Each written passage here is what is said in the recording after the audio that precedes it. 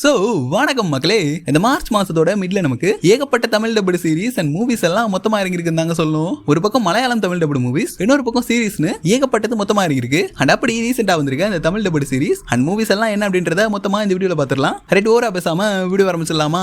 எடுத்ததுமே one piece சீரிஸ்க்கான season 2ங்க. சத்தியமா சீசன் 1 கம்பேர் பண்ணும்போது ஒரு பயங்கர இன்ட்ரெஸ்டிங்கான ரேட்டிங் சீசன் 2க்கு போயிருக்குன்ற மாதிரி தான் சொல்லணும். ஏன்னா மாங்கா அனிமே இன்ஸ்பயர் பண்ணி தான் ஒன் பீஸ் லைவ் ஆக்ஷனுக்கான சீசன் 1 வந்திருக்கும். சோ ஃபர்ஸ்ட் சீசனை விட இந்த சீசன் சீரியஸா தாறுமாறா இருக்குங்க.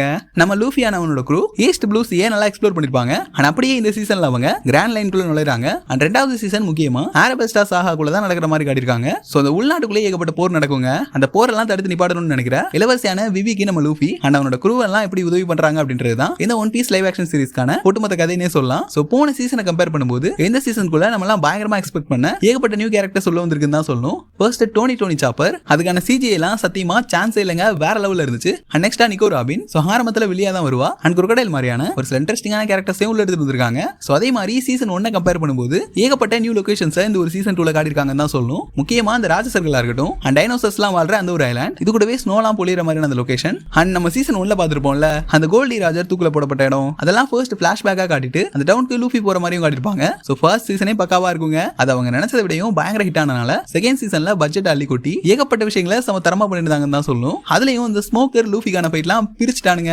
சீசன் 1 பார்த்துருந்தீங்கனாலே தெரிஞ்சிருக்கும் கேஸ்டிங்லாம் எந்த அளவுக்கு வெறித்தனமா இருந்துச்சுன்னு. சோ நம்ம எதிர்பார்க்காத சில எமோஷனலான பேக் ஸ்டோரிஸும் எந்த ஒரு சீசன் 2ல இருக்குன்னு சொல்லணும். சோ அப்படியே அனிமேவை லைவ் ஆக்ஷனா எடுத்துட்டு வந்திருக்காங்க. பெருசா அந்த சேஞ்ச் இல்லன்னு தான் சொல்லணும். குறைன்னு சொல்ல போனா எனக்கு ஏதோ எல்லாமே டக்கு டக்கு நடந்த மாதிரி இருந்துச்சு. சோ அந்த கதையை ஃபுல்லா சொல்லணுன்றதுக்காக 8 எபிசோட் பத்தாம போயிட்டு வேகமா சொல்லிட்டாங்களோ அப்படின்ற மாதிரி தோணுச்சு. சிஜிஐ நல்லா இருக்குங்க, பட் எல்லா இடங்களையும் நல்லா இருக்கா அப்படின்ற மாதிரி கேட்டீங்கன்னா ஒரு சில இடங்கள்ல அது பிசர் தருது. சோ இது பெரிய மைனஸா இருக்காதுன்ற மாதிரி எனக்கு தோணுது. சோ ஏகப்பட்ட கேரக்டர்ஸ்க்கு முக்கியமா கேரக்டர் டெவலப்மெண்ட்லாம் நடந்திருக்கு. லூஃபியா இருக்கட்டும், ஜோரோ, சாஞ்சியா இருக்கட்டும், யூசுப்கான கேரக்டர் டெவலப்மெண்ட்லாம் வேற லெவல்ல போயிருக்குங்க. சீசன் 1 கம்பேர் பண்ணும்போது இந்த கேரக்டர்ஸ் எல்லாம் இன்னுமே மனசுல நிக்குதுன்னு தான் சொல்லணும். சோ நீங்க இன்னுமே இந்த ஒன் பீஸ் லைவ் ஆக்ஷனுக்கான சீரிஸ் பார்க்காம இருந்தீங்கன்னா கண்டிப்பா சீசன் 2 செக் பண்ணிட்டு கண்டிப்பா சீசன் 1 பார்த்துட்டு சீசன் 2வையும் செக் பண்ணி பாருங்க. உண்மையிலேயே சமத்தரமான சீரிஸ், ஃபுல்லா ஒரு அட்வென்ச்சர் வைப்ல எடுத்துட்டு போயிருக்காங்க. உண்மையிலேயே சமத்தரமா இருக்கும். அந்த லிஸ்ட்ல நெக்ஸ்டா மூன் அப்படின்ற 2009ல வந்த ஒரு சயின்ஸ் ஃபிக்ஷன் படம். சோ இந்த படத்தோட பிளாட் என்ன அப்படின்ற மாதிரி பார்த்தோம்னா, ஃபர்ஸ்ட் இந்த படத்துல எதுவுமே சாம்பிள் மூன்ல இருக்க ஒரு மைனிங் ஸ்டேஷன்ல தனியாளா வேலை பார்த்துட்டு இருப்பாரு. சோ இந்த மைனிங் எதுக்காக பண்றாங்க அப்படின்ற மாதிரி பார்த்தோம்னா, பூமியில இருக்க எரிசக்தி தேவைக்காக நிலால இருந்து ஹீலியம் எடுத்துட்டு இருப்பாங்க. அண்ட் அதுல தான் நம்ம சாம்பிள் ஒர்க் பண்ணிட்டு இருப்பாருங்க.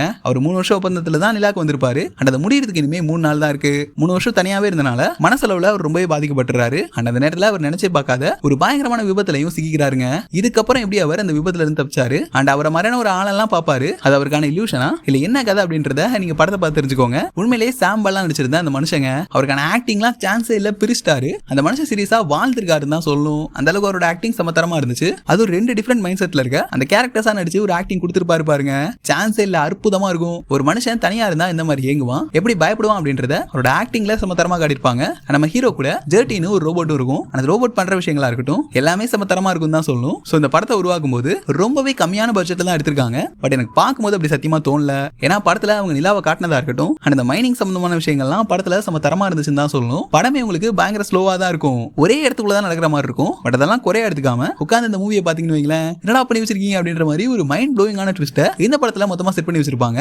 எமோஷனலா அந்த மூவி எனக்கு பயங்கரமா கனெக்ட் ஆச்சு. அண்ட் பேக்ரவுண்ட் மியூசிக்கும் எந்த அளவுக்கு நல்லா கொடுக்க முடியுமோ அந்த அளவுக்கு நல்லா கொடுத்துருக்காங்கன்னு சொல்லணும். உடனே இந்த மூவி எடுத்துட்டு போயிட்டு இன்டர்ஸ்டெல்லரா இருக்கட்டும், இந்த மார்டின் மூவியோட எல்லாம் கம்பேர் பண்ணாதீங்க. அது வேற இது வேற தான் சொல்லணும். மனுஷனோட ஃபீலிங் அவுட்டர் ஸ்பேஸ்ல மூன்ல எப்படி இருக்கும் அப்படின்றத நம்ம தத்ரூபமா காட்டின படம் தான் இந்த ஒரு மூன். கண்டிப்பா ட்ரை பண்ணி பாருங்க, வேற லெவல்ல இருக்கும். அந்த லிஸ்ட்ல நெக்ஸ்ட் மூவியா பாண்டா பிளான். சோ இது நம்ம தலைவன் ஜாக்கி சானோட மூவிங்க. சோ ஒரு ஆக்ஷன் காமெடி மூவின்னு சொல்லலாம். சோ இந்த படத்துக்குள்ளேயுமே ஜாக்கி சானா தான் வராரு. அதாவது பயங்கர ஃபேமஸான ஆக்டரா தான் வராரு. அவர் சீனால இருக்க ஒரு பூங்காக்கு போயிட்டு ஹூஹு அப்படின்ற ஒரு பாண்டா குட்டியை தத்தெடுக்கணும் அப்படின்ற மாதிரி யோசிக்கிறாரு. அண்ட் அதே நேரத்துல தான் ஒரு கடத்தல் கும்பல் உள்ள வந்து அந்த பாண்டாவை கடத்திட்டு போகணும் அப்படின்ற மாதிரி நினைக்கிறானுங்க. சோ இந்த டைம்ல சாதாரண ஆக்டரான நம்ம ஜாக்கி எப்படி உண்மையிலேயே சண்டை செஞ்சு அந்த பாண்டாவை காப்பாத்துறாரு அப்படின்றது தான் இந்த படத்தோட ஒட்டுமொத்த கதையும். சோ இந்த மனுஷனுக்கு 70 வயசுன்னு சொன்னா நம்பவே முடியலங்க.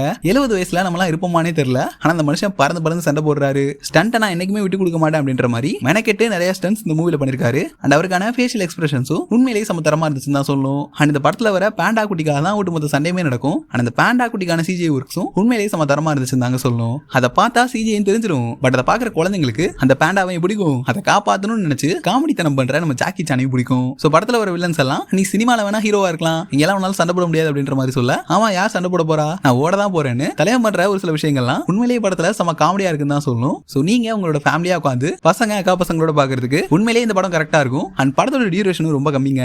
சோ உங்களுக்கு வெறும் 1.5 மணி நேரம் தான் படமே ஓடும். ஸோ ஜாக்கியோட அந்த ஆக்ஷனான ஸ்டன்ஸ் எல்லாம் இந்த மூவில உங்களால பார்க்க முடியும். ஸோ அதே மாதிரி இந்த மூவில அடுத்து இதான் நடக்க போகுது அப்படின்ற மாதிரி அந்த கதையை உங்களால ஈஸியா ப்ரெடிக்ட் பண்ணிட முடியும். அதான் சொல்றேன்ல, ஸ்டோரி எல்லாம் ஒன்றும் பெருசா இருக்காது. நம்ம தலைவன் ஜாக்கிக்காக நீங்க இந்த மூவியை பார்க்கலாம். வில்லன்ஸும் பயங்கரமான வில்லத்தனம் பண்ண மாட்டானுங்க. சொல்ல போனா அவனுக்கு வில்லன்ஸே இல்ல, காமெடியன்ஸ் சொல்லிடலாம். ஏன்னா காமெடி தான் பண்ணிட்டு இருந்தானுங்க. ஸோ உங்களுக்கு ஜாக்கி சான் பிடிக்கும், நீங்க ஒரு அடல்ட்டா இருந்து டைம் பாஸ்க்கு ஒரு மூவி பார்க்கணும்னு நினைச்சீங்கன்னா இந்த மூவியை நீங்க செக் பண்ணி பார்க்கலாம். உண்மையிலேயே பயங்கர இன்ட்ரெஸ்டிங்கா இருக்குங்க. இந்த லிஸ்ட்லயே லாஸ்டா நான் பார்த்து முடிச்ச தி நைட் அப்படின்ற கிரைம் த்ரில்லர் சீரிஸ். ஸோ இது ரீசெண்டா தான் நெட்ஃபிளிக்ஸ்ல வந்துச்சு. ஸோ இந்த சீரிஸோட கதை என்ன அப்படின்ற மாதிரி கேட்டீங்கன்னா, ஒரு அக்கா தங்கச்சி 3 பேருங்க. பாக்குறதுக்கு 3 பேருமே அழகா தான் இருப்பாங்க. ஸோ டூரிஸ்டா ஒரு கண்ட்ரிக்கு வந்தாங்க.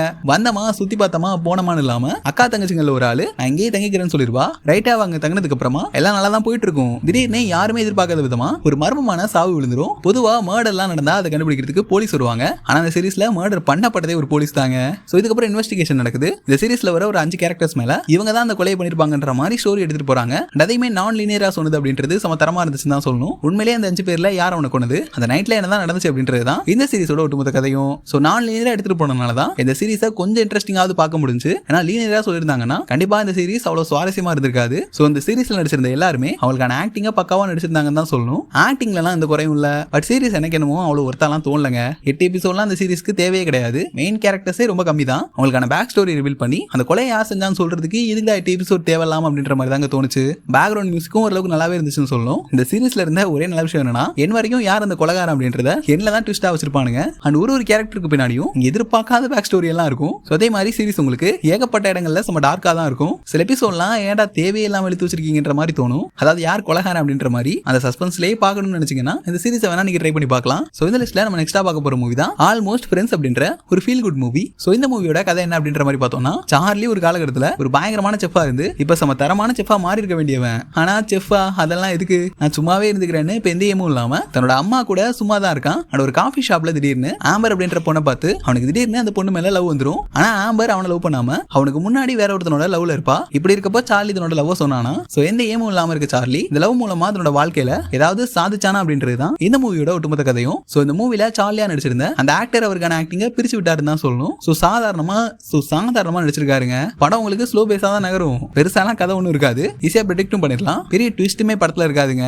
அந்த சார்லிக்கும் அவனோட கேர்ள் ஃப்ரெண்டுக்கும் இருக்க அந்த ரிலேஷன்ஷிப்பை ஒரு மாதிரி செம அழகா சொல்லியிருப்பாங்க. சோ அந்த சார்லி கேரக்டரோட நம்மளால நல்லா கனெக்ட் ஆகிக்க முடியும். அது ஏன்றத படத்தை பார்த்து தெரிஞ்சுக்கோங்க. உண்மையிலேயே இந்த படத்துல நடிச்சிருந்த எல்லாருமே சோ அவங்களுக்கான ஆக்டிங்க பயங்கரமா நடிச்சு கொடுத்துருந்தாங்கன்னு தான் சொல்லணும். சோ ரிலாக்ஸா உட்காந்து ஒரு ஃபீல் குட் மூவி பார்க்கணும்னு நினைச்சீங்கன்னா இந்த ஆல்மோஸ்ட் ஃப்ரெண்ட்ஸ் மூவி உங்களுக்கு தான் ஒரு மாதிரி நல்லா இருக்கும். ட்ரை பண்ணி பாருங்க.